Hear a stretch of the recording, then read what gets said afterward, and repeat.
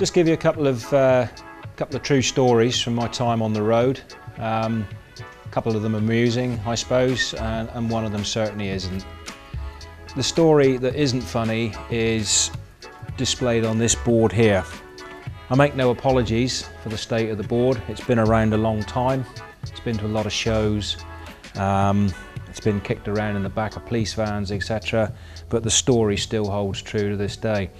And it involves, as you can see, the major brake components from the rear brake system of a Kawasaki 125 trail bike. 2004, 19-year-old lad, did a bit of maintenance on his bike, a little bit of home repairs.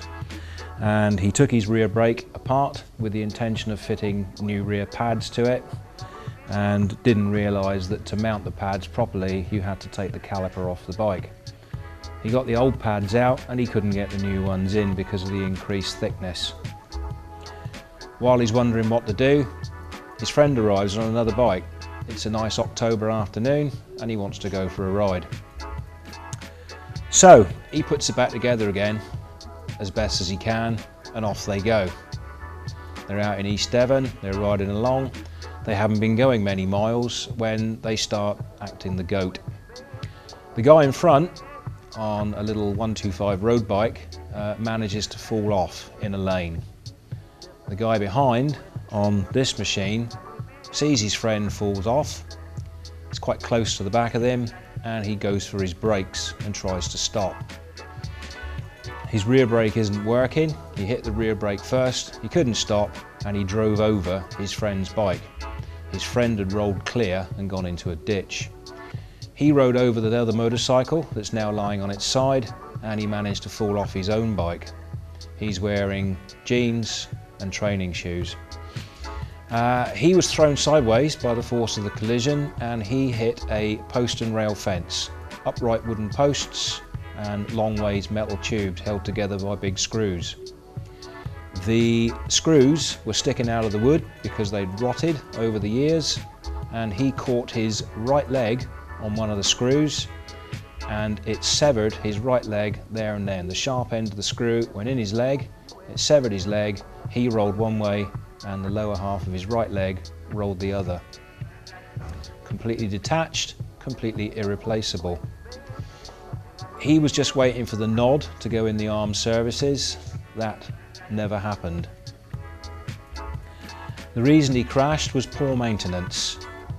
He didn't know how to do the brake properly, he had a go at it, he made a mess of it, he rushed it, and he paid the ultimate price. So if there's something wrong with your bike and you don't know what you're doing, get help, take advice. Now, sometimes when people are given advice, they don't listen to it. Which brings me on to another story involving this drive chain. And you will see in a moment the broken end where the chain used to join. This chain was fitted to a 600cc Yamaha. The bike was serviced by a main dealer and the owner was informed that his drive chain was worn out. The owner chose not to replace the chain and rode on. The chain snapped and was drawn into the engine by the still rotating sprocket. All that chain could not fit inside the engine casing and it broke the engine. It snapped the crankcase, all the oil came out and he had to stop. Cost of that chain, reasonable condition chain, £75–80. Cost of a replacement engine from a breaker's yard, £1,500. He had the advice, he chose to ignore it. On a slightly lighter note, we have here a disc and two pads. This is the disc from an Aprilia SR50 moped, and those, which you will see in a moment, are the brake pads that went with it. You can see that those brake pads are worn right the way down to the metal. There's no friction surface left on them at all, and you can see they've overheated and eaten into the disc, and both the disc and the brake pads had to be changed. and that bike was presented for MOT test.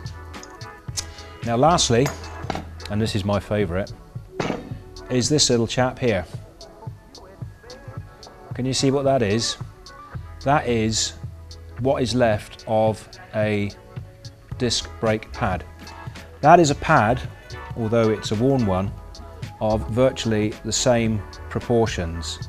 Those two pads should be roughly the same. That is from a different bike. This bike was presented to a garage in Teignbridge for a pre-MOT check. And not only had he worn away the friction surface, he'd also worn away the back plate as well. And he was surprised when the mechanic rung him up and said about the state of his brakes. It makes you wonder just how he'd been stopping his bike in that time.